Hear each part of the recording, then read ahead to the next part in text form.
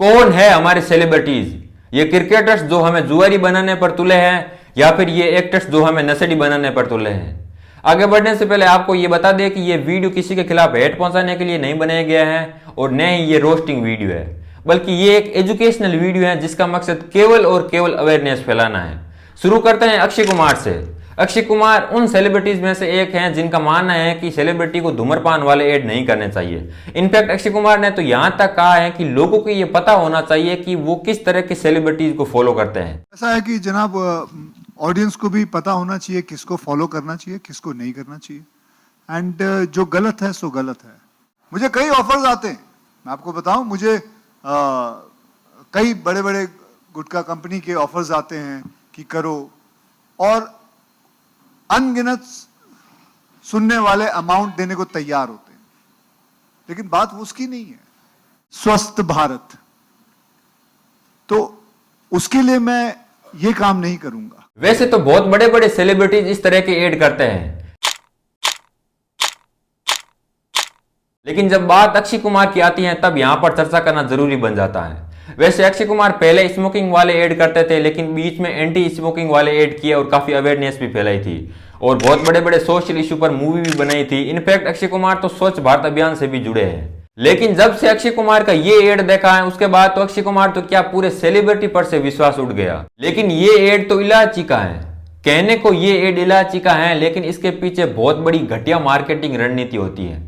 ये कंपनियां किस तरह से जनता और सरकार को बेवकूफ बनाती है, ये इलायची के नाम पर किस तरह के प्रोडक्ट का एडवर्टीजमेंट करती है, आइए समझते हैं इसे डिटेल से। शुरू करते हैं 1975 से, जब सरकार सिगरेट विज्ञापन अधिनियम लेकर आई, जिसमें सिगरेट के पैकेजिंग और उसके विज्ञापन पर स्वास्थ्य संबंधी चेतावनी को प्रदर्शित करना अनिवार्य कर दिया गया। इन कंपनीज की प्रॉब्लम तब और बढ़ गई जब 1995 में टीवी विनियम अधिनियम आया, जिसमें किसी भी ऐसे प्रोडक्ट के एडवर्टीजमेंट पर प्रतिबंध लगा दिया गया जो डायरेक्ट या इनडायरेक्ट रूप से हानिकारक पदार्थ जैसे शराब, तंबाकू आदि को प्रमोट करेंगे। दोस्तों, यहां से शुरू होती है भारत में सरोगेट एडवर्टीजमेंट। नशीले पदार्थों के विज्ञापन पर बैन के कारण इन कंपनीज ने नया रास्ता निकाला, सरोगेट एडवर्टीजमेंट। क्या होता है ये सरोगेट एडवर्टीजमेंट? इसे समझने से पहले हमें ब्रांड एक्सटेंशन के बारे में समझना होगा। ब्रांड एक्सटेंशन किसी कंपनी का तब होता है जब वो कंपनी उसी ब्रांड नेम से अलग अलग प्रोडक्ट मार्केट में लॉन्च करती है और उनका विज्ञापन करती है। यहां तक दोस्तों कोई प्रॉब्लम नहीं है, लेकिन प्रॉब्लम आती है सरोगेट एडवर्टीजमेंट में। नशीले पदार्थों के विज्ञापन पर बैन के कारण ये कंपनी उसी ब्रांड नेम के अलग अलग प्रोडक्ट का एडवर्टीजमेंट करती है। ये प्रोडक्ट उससे मिलते जुलते भी हो सकते हैं या फिर एकदम अलग। जैसे एक शराब का ब्रांड है किंगफिशर, तो वो किंगफिशर पानी के नाम से भी ऐड करता है और किंगफिशर सोडा भी। इसी प्रकार से एकदम अलग वो किंगफिशर कैलेंडर के नाम से भी ऐड करता है। वहीं यदि तंबाकू कंपनी पान पराग, विमल और रजनीगंधा की बात करें तो ये माउथ फ्रेशनर या इलायची का ऐड करता है। दोस्तों, यही होता है सरोगेट एडवर्टीजमेंट। इसका उद्देश्य ब्रांड रिकॉल करना होता है। सरोगेट एडवर्टीजमेंट की हिस्ट्री पर नजर डालें तो इसकी शुरुआत ब्रिटेन में मानी जाती है। ब्रिटेन में शराब पीना आम बात थी और वहां पर पुरुष अधिक शराब पीने के कारण डोमेस्टिक वायलेंस काफी बढ़ गया, जिसके कारण महिलाओं ने इन शराब कंपनियों के विरोध में सार्वजनिक प्रदर्शन करना शुरू कर दिया और इसके बाद सरकार ने इनके विज्ञापन पर बैन लगा दिया गया। और इसके बाद इन कंपनीज ने एक नया तरीका निकाला, उसी ब्रांड नेम के अलग अलग प्रोडक्ट पानी और सोडा का ऐड करना शुरू कर दिया और यहां से शुरू होता है सरोगेट एडवर्टीजमेंट। भारत में नशीले पदार्थों के विज्ञापन पर तो प्रतिबंध लगा दिया, लेकिन सरोगेट एडवर्टीजमेंट की प्रॉब्लम अभी भी खड़ी थी।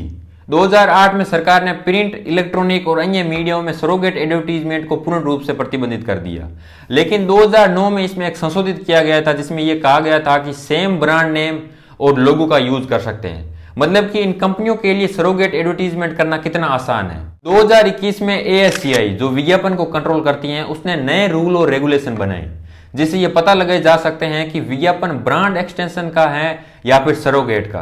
पहला नियम यह है कि प्रोडक्ट ऑथेंटिक रूप से रजिस्टर होना चाहिए। इसके साथ साथ यदि ब्रांड 2 साल पुराना है तो उसका कारोबार 5 करोड़ से अधिक होना चाहिए। यदि ब्रांड 2 साल पुराना नहीं है तो उसकी बिक्री प्रति माह 20 लाख होनी चाहिए। 10 करोड़ से अधिक इन्वेस्ट करती हो, वो इन्वेस्ट भूमि में हो सकता है, मशीन में हो सकता है या फिर सॉफ्टवेयर में। लेकिन ध्यान दीजिए, इसमें विज्ञापन पर खर्च किए गए पैसे नहीं माने जाएंगे। यदि विज्ञापन पर यह शर्त पूरी होती है तो वो ब्रांड एक्सटेंशन है, नहीं तो वो सरोगेट एडवर्टीजमेंट है। देखने पर हमें ये रूल एंड रेगुलेशन बहुत पावरफुल लगते होंगे, लेकिन एक्चुअली में ये इतने पावरफुल है नहीं। हालांकि इन नियम से उन कंपनीज के लिए प्रॉब्लम खड़ी हुई जो विज्ञापन में दिखाए गए प्रोडक्ट को एक्चुअली में प्रोड्यूस ही नहीं करती है या फिर बहुत ही कम प्रोड्यूस करती है। हाल ही में AICI ने 12 शराब कंपनियों के सरोगेट एडवर्टीजमेंट पर प्रतिबंध लगाया, लेकिन उन कंपनीज के लिए अभी भी कोई प्रॉब्लम नहीं है जो विज्ञापन में दिखाए गए प्रोडक्ट को प्रोड्यूस करती है। उनके लिए ये शर्त साबित करना आम बात है। यहाँ पर एक बात क्लियर हो जाती है कि सरोगेट एडवर्टीजमेंट पर अभी भी कोई कठोर रूल एंड रेगुलेशन नहीं बने हैं और न ही कोई स्ट्रिक्ट कानून बना है। यहाँ पर एक पॉइंट इन स्मोकिंग वाली कंपनीज का भी है और आपके दिमाग में भी एक सवाल आया होगा कि शराब और तंबाकू के विज्ञापन पर बैन है, लेकिन वहीं इनको प्रोड्यूस करना, इनको बेचना, खरीदना, इनफैक्ट यूज करना तो लीगल है।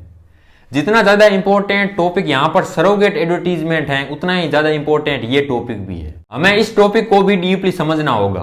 कॉन्स्टिट्यूशन के अनुसार ये विषय राज्य सूची का है। हाल ही के वर्षों में सभी राज्यों ने शराब के टैक्स से 2.25 ट्रिलियन डॉलर की कमाई की और पूरी तंबाकू इंडस्ट्री 35,000 करोड़ की है, जो कुल उत्पाद शुल्क में 10% का योगदान देती है। कहने का मतलब है कि सरकार को टैक्स बहुत अधिक मात्रा में मिल रहा है। इसके साथ साथ में इसके फेवर में एक पॉइंट ये भी दिया जाता है कि बहुत सारे लोगों को रोजगार भी मिल रहा है। यदि इन पर पूर्ण रूप से प्रतिबंध लगा दिया जाता है तो काला बाजारी, ब्लैक मार्केटिंग शुरू हो जाएगी, जैसे चरस और गांजा में है। भारत में चरस और गांजा पूर्ण रूप से प्रतिबंधित है तो इनकी कालाबाजारी होती है, जिससे सरकार टैक्स से वंचित रह जाती है। इसी प्रकार से यदि शराब और तंबाकू पर भी पूर्ण रूप से प्रतिबंध लगा दिया जाता है तो सरकार को टैक्स नहीं मिलेगा। तो इसका मतलब ये नहीं है कि सरकार यहाँ पर कुछ नहीं कर सकती है। कुछ डेटा और फैक्ट की ओर नजर डालते हैं, फिर आगे बात करते हैं। WHO के अनुसार भारत में हर साल 10 लाख से अधिक लोगों की मौत तंबाकू के कारण होती है और भारत तंबाकू के उपभोक्ता के रूप में सबसे बड़ा उपभोक्ता है। यहाँ पर 21% लोग तंबाकू का सेवन करते हैं और मुंह के कैंसर का 90% कारण तंबाकू है। तो इस चीज का एक्चुअली में समाधान है क्या? एक तरफ लोगों को रोजगार मिल रहा है, सरकार को टैक्स मिल रहा है और वहीं दूसरी तरफ लोगों की जान भी जा रही है। न्यूजीलैंड में 2008 के बाद में हुआ कोई भी व्यक्ति अपने पूरे जीवन काल के दौरान हानिकारक पदार्थ तंबाकू, सिगरेट आदि को नहीं खरीद सकता। मुझे लगता है कि ऐसा ही कुछ इंडिया में होना चाहिए, क्योंकि पुरानी जनरेशन तो वैसे ही आदी हो चुकी है।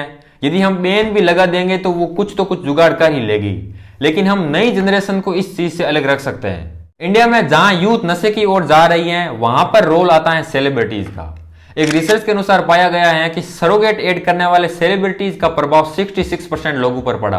27% लोगों की राय तटस्थ थी, वहीं केवल 7% लोगों ने कहा है कि हम पर प्रभाव नहीं पड़ता है। कहने का मतलब है कि नॉर्मल सरोगेट एडवर्टीजमेंट की तुलना में सेलिब्रिटी वाले सरोगेट एडवर्टीजमेंट का प्रभाव अधिक पड़ता है। वीडियो के एंडिंग में कंक्लूजन के रूप में मैं 3 चीजों को हाईलाइट करना चाहता हूं। पहला तो है कि सरकार यदि नशीले पदार्थों पर पूर्ण रूप से बैन नहीं लगा सकती है तो कुछ कठोर कानून जरूर बना सकती है, जिससे हम नई जनरेशन को इस चीज से बचा सकते हैं। और दूसरा पॉइंट है सरोगेट एडवर्टीजमेंट को बैन करने के लिए कठोर रूल एंड रेगुलेशन बनने चाहिए, कड़क कानून बनने चाहिए। और तीसरा पॉइंट है सेलिब्रिटी। कौन होता है सेलिब्रिटी?